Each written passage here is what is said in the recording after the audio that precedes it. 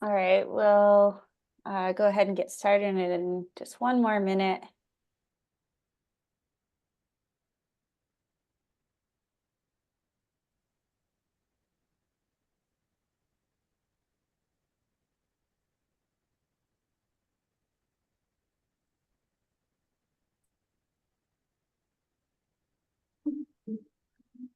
Okay, thanks everybody for joining us today. My name's Kendra Johnson. I'm a seismic hazard analyst at the GEM Foundation, and I'm co-presenting today with Kirsty Bayless, who is a fellow member of the hazard team. And we also have Kati Yepis in the chat, who's going to be trying to field questions if they come in. And I see a few other GEM people have connected as well. So thanks everyone for joining. I know some of you are at odd time zones.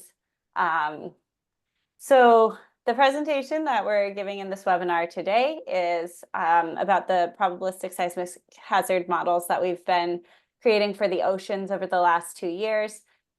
This is part of the USAID FORCE project. I think somebody's microphone's on. Could you all check that, please? There we go. Thank you. So this is a component of the FORCE project, which is a larger project we're doing at GEM, and it's funded by USAID. And in particular, today we're going to be focusing on the PSHA model for the Pacific Ocean and the communities in the southwest part of that ocean. So I'll give you a brief introduction to GEM Foundation and to the Global Seismic Hazard Mosaic, and then a brief summary of the model for the Southwest Pacific Islands. That's the main model that's covering this region right now, and a little bit of information about its extent and what prompted us to decide that we really needed to go ahead and build models for the oceans. Then I'll introduce the FORCE project, and it's a pretty large project with a number of different objectives. So I'll just describe the activities that are focused on the Southwest Pacific region. Then I'll hand it over to Kirsty, who has been the main hazard model leading the effort behind the oceans models. And she'll introduce the workflows that we used, the main challenges that we had to deal with in building these models, and focus on some results for the Pacific. And then we'll close with some next steps just about what's next for these models, how we're going to integrate them into the mosaic, and some of the other upcoming activities related to the FORCE project. So GEM Foundation is a nonprofit NGO. We've been active since 2009, and we're a global public-private partnership. So that means that we receive sponsorship from organizations in both the public and private sectors, and we try and maintain as much of a global reach and global network as possible. Among our main activities are developing software, tools, data, and models that are used for earthquake hazard and risk assessment worldwide. The OpenQuake engine is one of our fundamental products. This is our software calculation engine for hazard and risk assessment of earthquakes. And we try and use these products and data and models to promote and foster disaster risk reduction applications, including in projects like this FORCE project. So zooming in on the hazard activities, a lot of the fundamental activities we do within the hazard team are related to the development and application of seismic hazard models, especially probabilistic models. And so we work in kind of all aspects related to these models, and the schematic on the right is showing them as 4 different categories that are all related to each other and continue to drive progress in the other categories. And so that goes from developing basic data sets or compiling existing ones for use in building hazard models, working on tools for hazard model construction and calculation, building models and bringing in other ones, user-contributed ones for the seismic hazard mosaic, and then ultimately getting to the process of application and quality analysis of the models that's more testing deliberate against observations, finding the weaknesses in the model, seeing how they perform in different ways, and going back to the beginning to continuously try to improve what we have. So the one of the products that we're continuously keeping up to date is the Global Seismic Hazard Map. And the one you see here is peak ground acceleration on rock with a 10% probability of exceedance in 50 years. So this is the latest hazard map produced in 2023. We're continuously updating the models that are behind this and then creating new iterations of the map as we deem appropriate. And so the models underlying this map are what comprise the Global Seismic Hazard Mosaic. This is a database of PSHA models, sometimes developed by the GEM Secretariat and sometimes contributed by other agencies who already have some oversight in an area, either a region or a country. And the common factor among these models is that they're all implemented to be used in the OpenQuake engine so that we can compute results in equivalent ways and use them in a global application as well as individually. So zooming into the area that we're interested in today, this is the Southwest Pacific. And looking at this scale, we see a few larger models. So we see Australia, New Zealand, Papua New Guinea, and then underneath this acronym PAC, this is the Southwest Pacific Islands model that we developed inside the GEM Hazard team. And at this scale, it's pretty hard to actually see which countries that model is covering.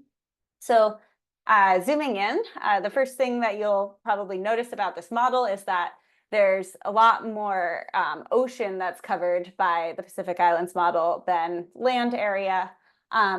So this is an area where there wasn't an existing model in 2018 when we were trying to complete the global mosaic that met the criteria for adopting into the database of models. And so we built a model inside the GEM Hazard team. And at this time, we didn't manage to build a project where we engaged local experts. So we were really relying on global data sets, active faults database, global catalogs, and following just our standard workflow for generating the models in this area. And despite that it's a lot of very small islands, there are a number of countries covered by this model. And so I've listed the larger ones here. So getting a brief tectonic picture of this area, again, we see a lot of oceanic features. So we have subduction zones that are actually oceanic crusts subducting beneath oceanic crust. These are generating the largest and most consequential earthquakes for the most part in this area, but there are secondary structures that are also hazardous and important, and those are in red and purple, the fracture zones and faults that are cutting through the oceanic crust. And so these are the main structures that we considered when we were defining the limits of the Southern Pacific Islands model, as well as building the seismic source characterization. So I won't go into too much detail on this model because the focus is the newer models. But I just want to give a main overview of the features here. The seismic source characterization is divided into two parts. So the first is subduction sources, and we model these really following the standard GEM procedure for subduction zones, which Kirsty will explain in a bit more detail later in this webinar. We divide the earthquakes that are observed into subduction interface and subduction intraslab. We model the interfaces with faults with 3D geometries, and we assign occurrence rates using tectonic information, as well as seismicity data. The subduction intraslab sources we model as gridded ruptures that are constrained to the slab volume, and we also constrain the rates using seismicity data here. For the crustal seismicity, that the earthquakes that we've attributed to a different tectonic structure than the subduction zones, we have two source typologies for the shallow crustal sources. We have fault sources for larger and faster moving seafloor faults. So these are the ones that are thick red lines in the figure here. But you'll see that there is quite a bit of seismicity occurring away from these structures. So we also include distributed seismicity sources to account for these. Here we're using source zones with occurrence rates smoothed according to past seismicity. And in the case of the Pacific Islands, we were most concerned about the assumptions that we had to make when modeling the subduction sources. And so this is where we focused our efforts on including epistemic uncertainties. We tried to incorporate alternative hypotheses for the rupture extents, for the magnitudes, and for the positions at which the interface transitions to intraslab. For the ground motion characterization, we also suffered from a lack of data, and so we relied on some past residual analyses in the area that use global GMPEs to select a few for each of the tectonic regions. So just to give a few examples of the results for the Pacific Islands model, I'll just describe these qualitatively. We're looking at PGA hazard curves on rock for capital cities of the countries that we showed on the first slide. And the main differences that we can see here are that the hazard curves for cities in the yellow boxes are the ones closer to subduction zones, and so the hazard is higher at these sites than it is at the sites that are farther away from the subduction sources. So coming back to the global hazard map zoomed in on this area, we can see that we have a number of countries that are already covered, and these are the ones that are listed here on the right by the Pacific Islands model. We have the complementary models that are covering larger countries or regions. We have New Zealand, Australia, and Papua New Guinea. But if we look closer, we see that there are a lot of islands outside of the coverage of these larger scale models, and these remain completely uncovered by the 2023 version of the Seismic Hazard Mosaic. And when we look at a global scale, we find that it's not just in the Pacific Islands that we have a model extent that doesn't actually encompass the most remote communities. And so in this figure, we have in purple the extent of the seismic source characterizations from all of the models already included in the mosaic. And so we see that the land is well covered, but there's a lot of space in the ocean, that's the area shaded in blue, that needed to be filled in. And so this motivated us to include this as a component of the FORCE project. So what is the FORCE project? This is a USAID funded project that is coordinated by GEM, and FORCE stands for Forecasting and Communicating Earthquake Risk. And there are a lot of components of the FORCE project, so I've just brought to the front 3 different components that are relevant for this webinar. So the first is a focus on small communities and improving our hazard and risk assessments for those communities. So that includes a lot of these more remote small islands that are far from the perimeters of the other models, and in this case, the Pacific. We also have a training component of the FORCE project where we're working to strengthen the local capacities, in part by transfer of knowledge of the models and the calculation software that we have available for them to use. And finally, a communication component that is helping to digest the information from these models and put it into a usable format for stakeholders and decision-making authorities in the area. So listed here is the new countries in the Pacific Ocean area that are covered by the Pacific Oceans model, and so we'll see the results for some of these islands later in this webinar. And just to mention 2 of the other aspects of the FORCE projects that are pertinent in Southwest Pacific, we have a workshop that's co-hosted by the SPC and UNESCO that will be held in Suva, Fiji in November. And we'll hear a little bit more about this at the end. Okay, so I'll go ahead and pass this to Kirsty. Thank you. If you just bear with me a minute, I'll say.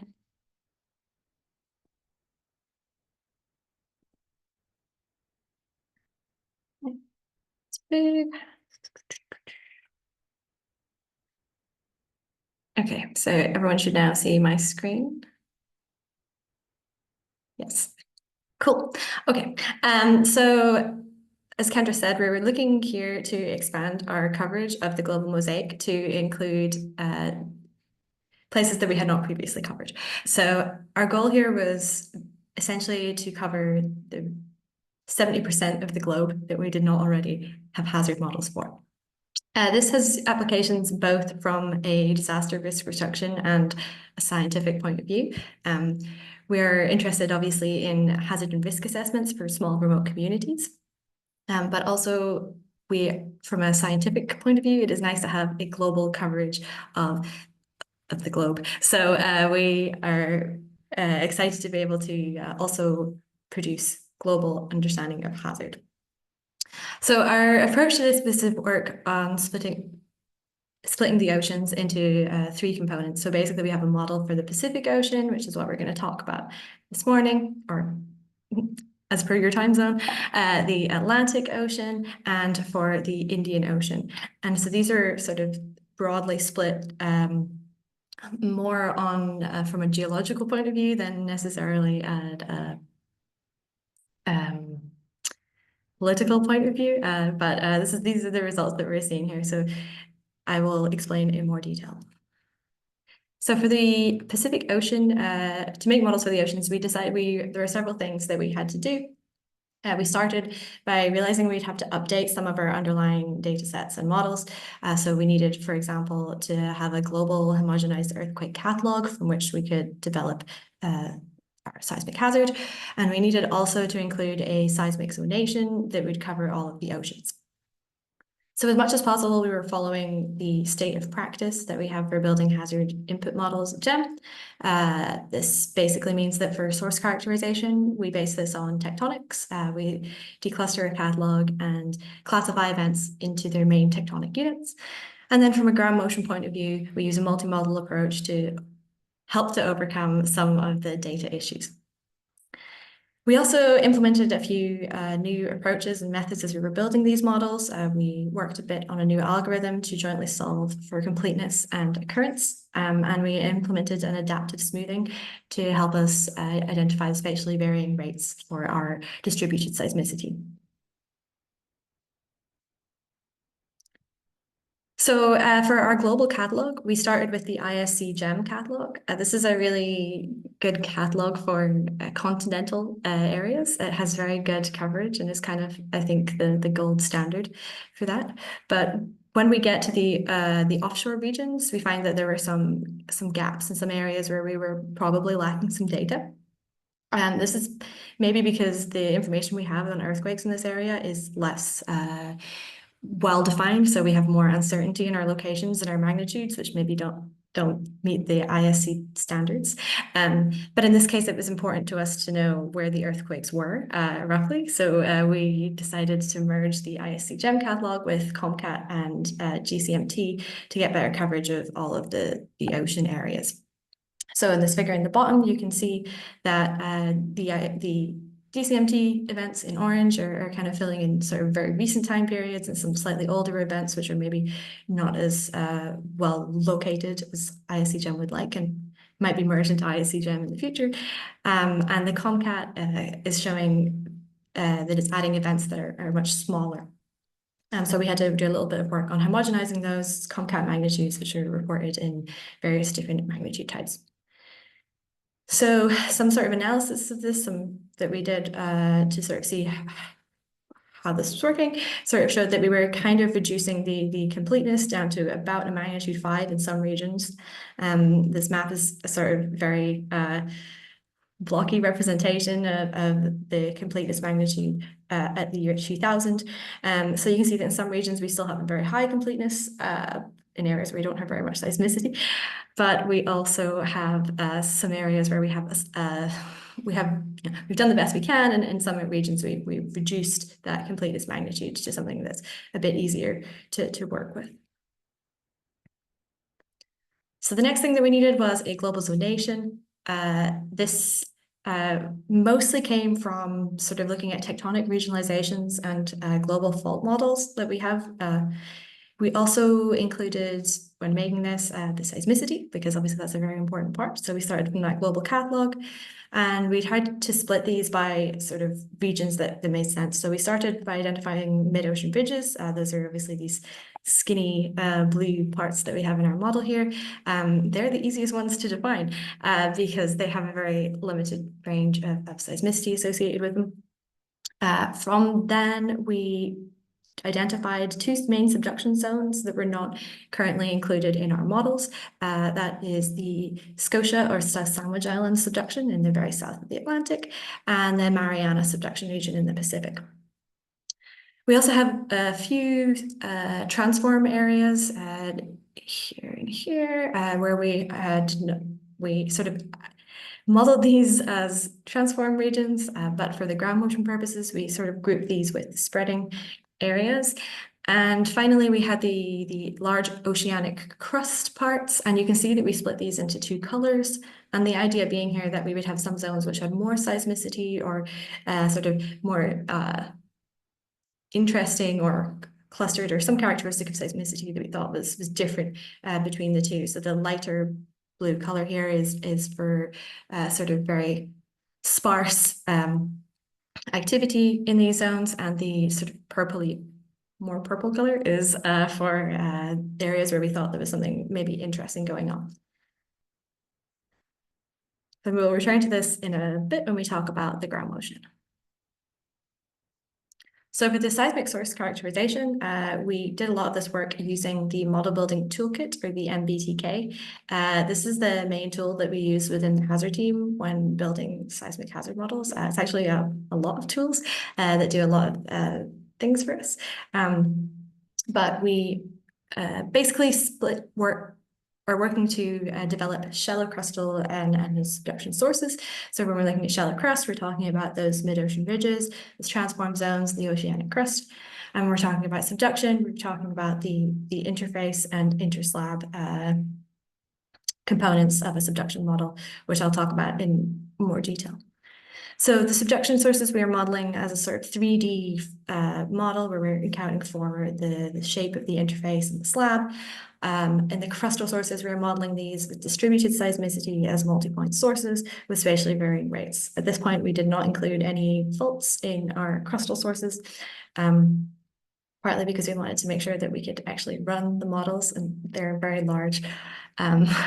So for sources that are based on the catalog, we basically work on a zone-by-zone basis, and we are developing the occurrence model derived using this automated method, which is jointly trying to estimate the completeness and the frequency magnitude distribution.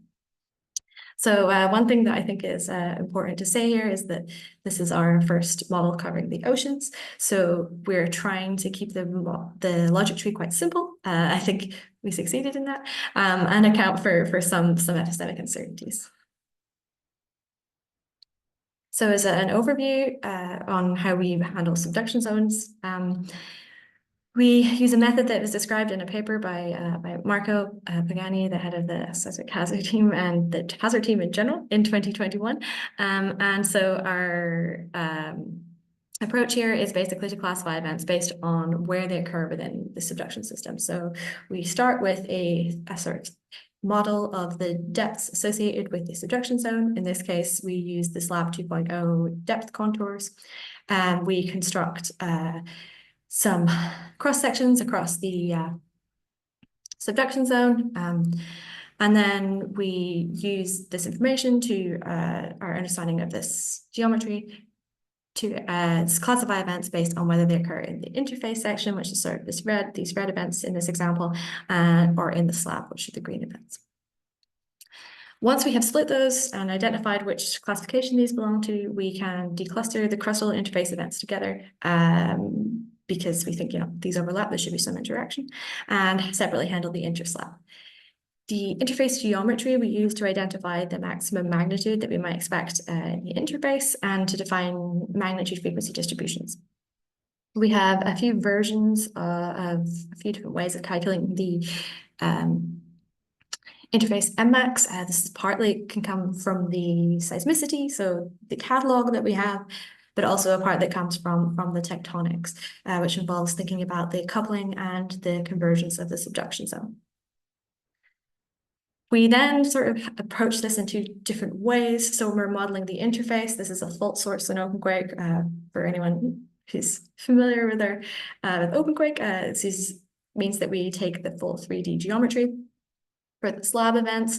These are sort of pre-computed ruptures that we allow to happen within the slab volume. And what this means is we sort of have some tools for how we distribute those ruptures. So if we want them to be uniformly distributed within the slab component, or if we think that there is evidence that we should have variable spatial distribution of events in the slab, so we move these according to a smoothing of the observed seismicity in the past.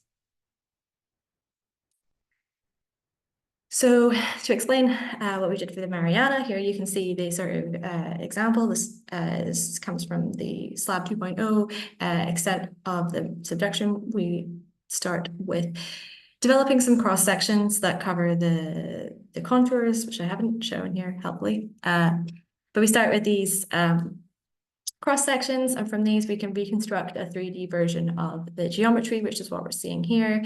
The interface part along the top in red and the slab part in blue at the bottom. And in this figure you can see that maybe these sort of different colored dots are representing the different observed seismicity. So in the Mariana, it's an interesting region to work on. There is much lower rate of seismicity observed here compared to some other neighboring subduction zones. When we do observe seismicity, there is sort of some controversy with regards to where these events have happened, if they're on the slab or the interface. And historically, it's an area that's sort of thought to have very low coupling. It's sometimes used as the extreme example of low coupling areas. But recently there's been more debate on whether or not the coupling should in fact be higher or should vary along the length of the subduction. And what this means is that it's very difficult to get a consensus on the types of the coupling parameter that we want to use when we are modeling the subduction. Of course, it's important to be able to model the subduction. So I have two sort of cross sections here, one for, I think it's Saipan in Northern Mariana, and for Guam. These islands are lying sort of directly over the subduction. So it is kind of important to understand what is going on here. So for our subduction interface, we, as I said earlier, can calculate different FMDs. We start with the FMD derived from seismicity. In this figure, it is the red sort of crosses here. And you can see that they are coming. Yeah, this is from observed seismicity, so it looks sort of goes up to about a magnitude 7.5, almost an 8 for the interface events. For the tectonics-based approach, this comes from our MMAX that we're getting from the fault area and the magnitude scaling relationships. This, when we calculate it for Mariana, is much larger than our observations. You can see that our observations kind of end around 7.5. But we can see that the difference is actually quite large. So we can include both the tectonic and the seismicity-derived versions of the FMD, plus one that sort of is a hybrid of both in order to capture some of our uncertainty. So we end up with 3 branches in our model that are accounting for the 3 different possible subduction interface models we could build. We did a little bit of sensitivity analysis on this, thinking about changes to these parameters, the coupling and the convergence in the subduction zone. What we see here is that when we change these values, or if we change slightly the classification that we're using, we don't actually have a huge impact on the final hazard at the sites we are investigating. So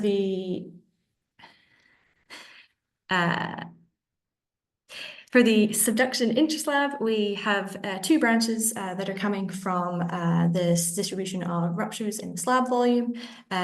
For the Mariana, we have a higher weighting on the smooth subduction, the smoothed intraslab model, I will say, where we distribute the seismicity based on its location, because if we look at back at here, you can see that there are patches which have more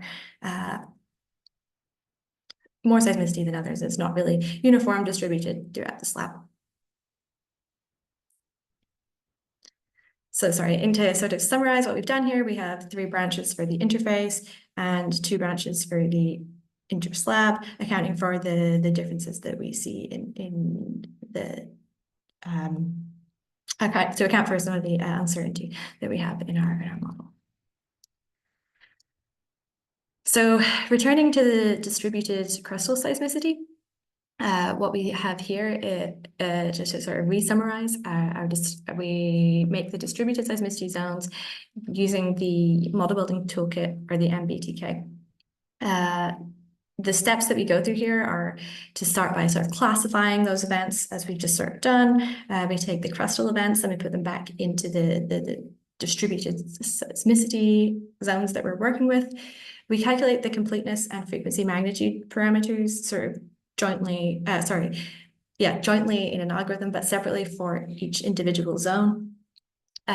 For the other parameters that we need to define our model, for the Mmax, the hypocentral depth, and the nodal plane distribution, we are determining these based on, again, information that we have within each zone. So the nodal plane distribution, for example, would probably come from the GCMT catalog, which has a nodal plane solution for each event, whereas our own developed catalog does not necessarily have all that information. We then use a model to spatially, we then use some smoothing to look at the spatially varying rates that we expect within these zones. We deliberately make the zones quite large and use this approach to capture some of the spatial variability. So we are then taking a spatially varying model, so our spatial distribution of events, which is coming from this declustered catalog, and we scale these by the frequency magnitude parameters that we have for each zone. Finally, we put our output into multi-point sources that are written for OpenQuake, so we can directly compute. So to give you an idea of sort of some of the things that we encountered when we were working on this, for calculating frequency magnitude distributions for the oceans, we found that sometimes we would get quite strange B values, and quite often we got very high B values for various parts of the ocean models. On the left-hand side here, you can see the frequency magnitude distribution for each of those zones that we marked as mid-ocean ridges earlier, and the different colors relate to the different models that we see. So the Indian Ocean in blue, the Atlantic Ocean in gray, and the Pacific Ocean in red. For the more oceanic crustal models, we have a similar plot here on the right. And at the bottom, you can just see the distribution, the frequency of those different B values that we're getting. So what you can see from here is that we end up with quite high B values for the mid-ocean ridge regions, especially in the Indian Ocean and the Atlantic. In the Pacific, we actually get sort of more variation in the frequency magnitude, the B values that we're getting for the mid-ocean ridges. And then for the oceans themselves, we get this large variation in B values that we're seeing here. So we have quite a range of B values coming out of the model.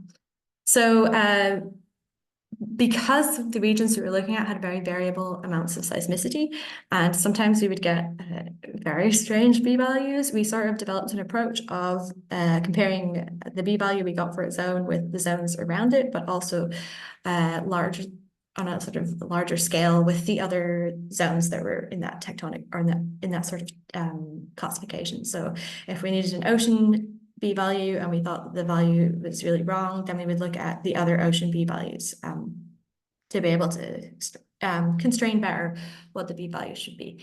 And in that way, we sort of tried to leverage the global model, because this is something we wouldn't have been able to do if we were looking at individual zones with very few earthquakes in them with no other context. For the smoothing, we implemented the adaptive smoothing approach.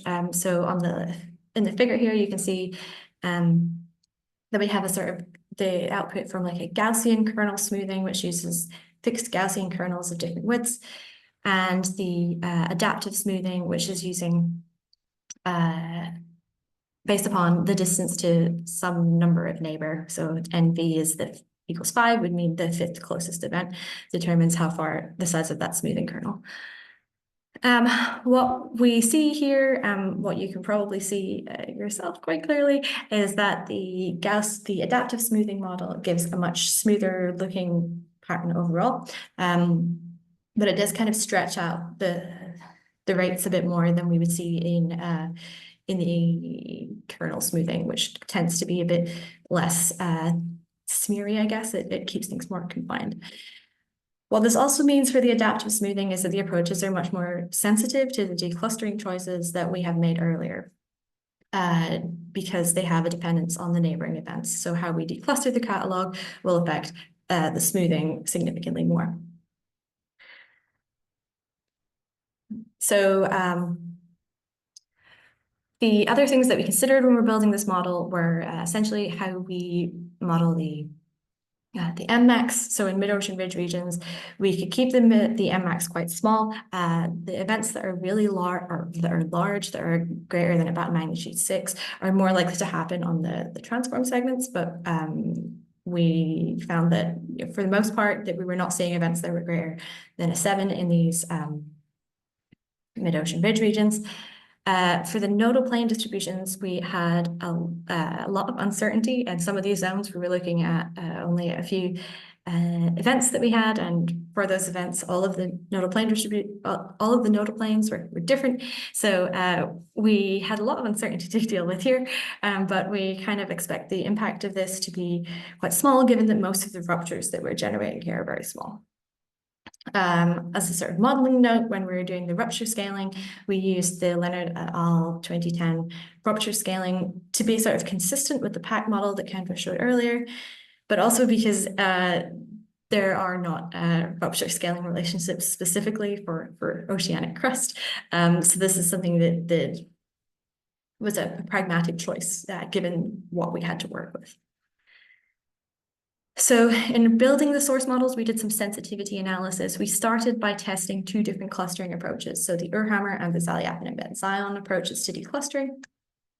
We found that in some regions, this had some effect on the hazard, and in others, not so much. So in the Pacific, this didn't really have a large effect because of where the islands are relative to the seismicity that we see. It had more of an impact in the Indian Ocean model. So in the Indian Ocean model, we kept both declustering branches, whereas in the Pacific, we only use the Urhammer declustering. Similarly, with the smoothing, we saw that this had different effects in different regions, and if we have seismicity that is happening in the vicinity of the locations we're looking at, then we're more likely to see the impacts of that smoothing changing the hazard. So we also tested some of the MMAX. If we change MMAX for the oceanic regions, do we have a large effect on hazard? And we found that generally the impact of MMAX on our hazard calculations was quite small. The depth distributions that we used had the largest impact, which is not really surprising, but it's also kind of difficult because a lot of the time in these catalogs that we're working with, our depth estimates are really highly uncertain, and they tend to use fixed values for depth. So it's hard to be sure that we're constraining good depth estimates. So we quite often fixed the depth estimates based on our sort of knowledge or our understanding of where these events should be, rather than what we were actually seeing in the catalog. So now we have a very simple source model. We move on to the ground motion characterization. This was, again, extremely challenging. There are not very many ground motion records in the oceans. Our general starting idea was that, we have thin oceanic crust, it's warm, we should see lower stress drops around mid-ocean ridges. We might see higher in oceanic transform areas, but again, we had very limited data. One thing we did know and that we wanted to account for was the presence of volcanism, increasing apparent attenuation. So our approach to this, which is our standard approach to ground motion characterization, is to use a multi-model characterization approach for each tectonic region type. We would choose a small set of ground motion models for each of these tectonic region types using some rejection criteria. Then we collect what strong motion data is available for each area and tectonic region in the model. And we do some residual analysis comparing what the model predicts with what is observed. Then we can make some plots, which we call trellis plots, for a comparative scaling plot to choose which ground motion models capture the full range of shaking levels, considering all of the different parameters that are involved. So just to return briefly to this color scheme that we have here, we have the oceanic crust and the oceanic crust with volcanism. This was the distinction that we made for the ground motion side, was that we wanted to be able to say where we have this higher attenuation versus where we expect not higher attenuation. So instead of using so each of these zones that we had sort of decided from a source characterization point of view was then sort of evaluated again for whether or not we expected there to be volcanism within this area. And we did this in a sort of very ad hoc way, I guess, where we looked at the global volcanism map in the Smithsonian and characterized zones as being volcanic or not volcanic based on the presence of volcanism there. Again, we merged the transform and the spreading regions, so that's what STR is, and then we have the subduction regions. So the GMC that we have for spreading and transform comes from records that we have from the Gackle Ridge in North Atlantic. This is the only area we could really find an awful lot of information for. We did some residual analysis and we found that compared to the ESHM 20 ASCR, which was used in their model for Iceland, that it was kind of a suitable fit, but it predicted higher ground motion at shallower depths and larger magnitudes. So we sort of balanced this a bit with the Chu and Young's 2014 to reduce the overall mean. For the oceanic crust, we use some standard GMMs from NGA West. We have models which include and expect volcanism. So we have two sets, oceanic crust with and without volcanism. Broadly, these give similar results below 0.1 seconds, but they diverge at longer periods. For the subduction interface and interest lab, we used the models that we used the same ground motion characterization for both Mariana and the Scotia arc, given that we have limited data in either region. We tested the ground motion models that were used in the USGS 2012 model for Guam and the Mariana Islands, and we sort of updated some of those ground motion models to slightly more recent GMMs. So that brings us to our final ground motion classification, where you can see the different branches that we have for each of these types of regions that we identified within the global map. So finally, now we have a hazard model coming from the source and ground motion characterization. We see briefly a few points on this map that I have here. We have the highest hazard in the Mariana region, around the Mariana subduction, with some other high hazard regions around the mid-ocean ridge zones. We have small patches of higher hazard in the Pacific, which are linked to patches of seismicity in the oceanic plate. What this particular map is showing is the result from the Pacific Ocean model only. There are things that will when this map is merged into the mosaic, will change a bit with regards to sort of areas around the large continental models, shall we say, rather than as they currently look here. So this is purely for the Pacific Ocean model results. So I have 4 stars here, and very quickly I will sort of explain some results from these regions.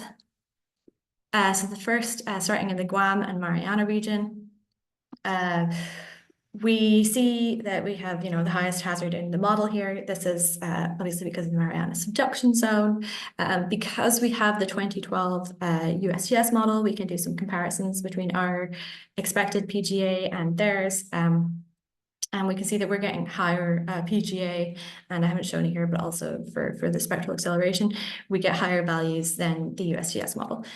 The USGS model includes local faults in Guam, but it doesn't include a specific model for the subduction interface. And I think that what we're seeing here is particularly in Saipan, that when we look at the disaggregation, that the presence of large events at distances of 100 kilometers or so is contributing quite a lot to that PGA that we are seeing for these islands. Moving a bit further south, we come to sort of the region of Micronesia and Palau. This is a slightly different representation I have for you here. When we made this model, we used a very inhomogeneous site model. So for the islands, we have a high density of sites around the islands.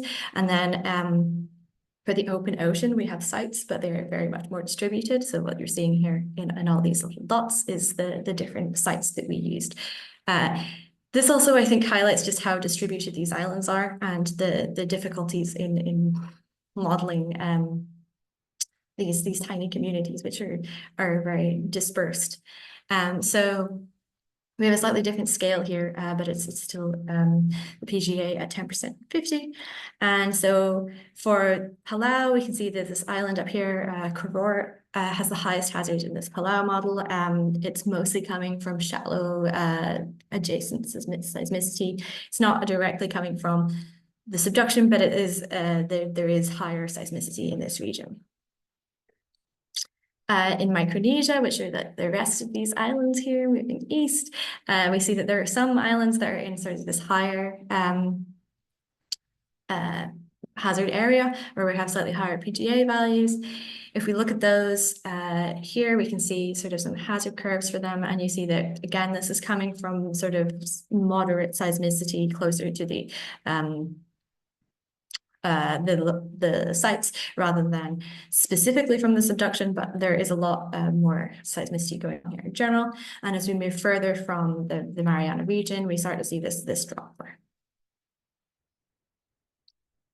If we keep going south, we come to the islands of Kiribati, Nauru, and the Marshall Islands.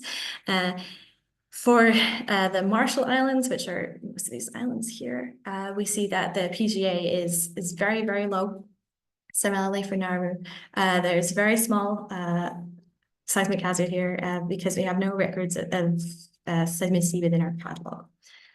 In Kiribati, we see that there is some higher seismicity in this region. This is almost entirely associated with a sort of freak earthquake swarm that happens between 1981 and 1983 in this region. And as we move further away from that, we see that the hazard drops quite substantially. Continuing sort of across the Pacific, we get to French Polynesia and the Cook Islands. Actually, these islands are the sort of line islands, which are also part of Kiribati, and they have a lower, very low, or basically seismic hazard. For the Cook Islands, again, we're seeing very, very low levels. I've just included a summary here to sort of show that we're looking at PGAs that are very, very small for most of these islands. And on this map, in fact, there are these little gray circles which are showing the seismicity, and you can see that it's not super close to most of the islands that we see here, but it is kind of dispersed around these islands of French Polynesia. So French Polynesia in some parts has slightly higher hazard, but higher is relative. And what that means, in fact, is that the hazard here is also it's quite very small levels of PGA expected with 10% exceedance in 50 years. So in French Polynesia, we can see that, this is mostly driven by sort of moderate events at short distances, which is again coming from that catalog component that we have of sort of fairly recent seismicity. So really in the islands that are in the Pacific, we're seeing the hazard is driven mostly by small pockets of seismicity within the Pacific Ocean. So our next step with this will be to integrate this model, the ocean models, into the mosaic so that we have a truly global model. This requires a bit of work on our part because we need to homogenize across the boundaries with other models. So that figure I showed earlier, where we had no hazard from the New Zealand or Australia or PNG models, that will take some work, but we're scheduled to work on this in the first part of next year. And this will involve making the input available for people to use. And force also has a risk component, which the risk team are currently all working on to really improve the understanding of risk in these regions. So just as a quick advertisement, we are hosting a workshop on understanding earthquake hazard and risk in the Southwest Pacific region. This will be in Suva, Fiji, in the 18th and 19th of November, so next month, during the STAR conference, where Kendra and Kata will be presenting hazard and risk models for this region, an introduction to PSHA, and an introduction to Open Quaking Journal. So registration is free, but you do have to register. So if you're interested, contact training@openquake.org. Thank you very much.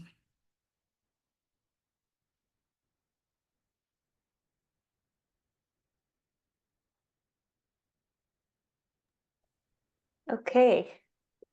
Thanks a lot, Kirsty. I'm just trying to get through some of these questions in the chat. So I think the first one that I'll give you is a question about the source donation. So this person is wondering about why certain subduction zones were shown in this source characterization while others are not, despite that they're close to the edges. And so maybe if you can go back to that slide and explain a little bit more about that. I should have just, this will do. Yeah. So basically our goal here was to cover subductions that weren't already modeled within a model within GEM, basically. So for obviously if you back at the beginning of the presentation, when Kendra was talking about the Pacific Islands model, that involves modeling subduction zones in this region here. So we didn't include them in our model. They will be covered in the Pacific model, but they're not covered in the oceans model. So our goal here was to account for things that were not already covered elsewhere. Similarly with like the Aleutians, we didn't cover this because we knew that the USGS model would cover at least some of this subduction zone. So we kind of were making pragmatic choices based on where we thought we would need to construct the model versus we knew that someone else was already working on it. Okay, thank you. I hope that answers your question. Okay, we also have a few questions that have come up about interest in the tsunami aspects of this model and of other models that GEM handles. So one question is there a recommended approach for integrating tsunami hazard assessment into the standard PSHA for subduction zones? And I think I can answer this question. I won't put it to you, Kirsty. So at GEM, so far on the hazard side, we mostly focus on the ground motion hazards that's due to earthquakes, but we do collaborate with the recently formed Global Tsunami Model, and I think we have some members of the audience who represent the GTM today. So I've put the link in the chat for the Global Tsunami Model, and I would encourage you all to check out their website and some of the work that they've been doing while getting founded if you're interested in how to kind of combine these applications.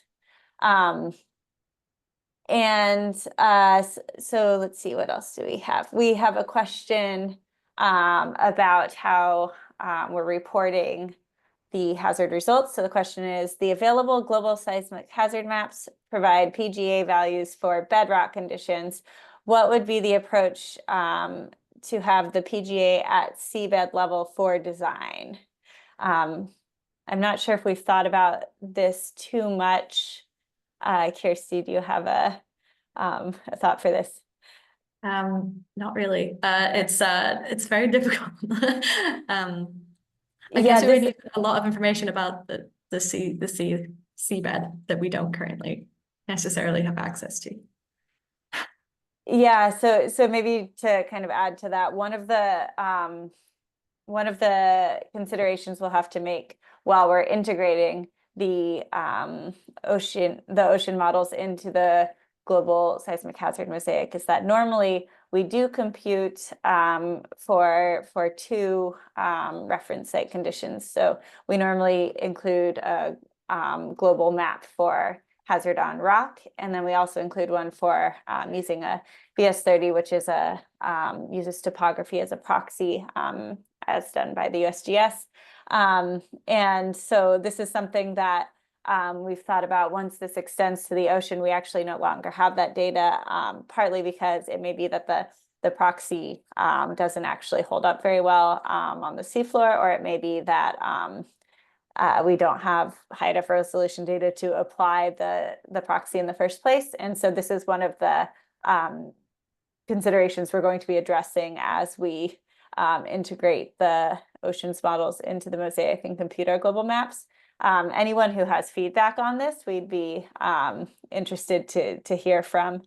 So please send us a message if you have any insights on how you would go about calculating hazard on the seabed.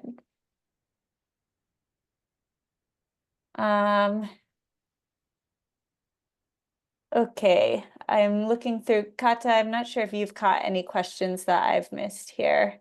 No, it's fine from my side. Okay.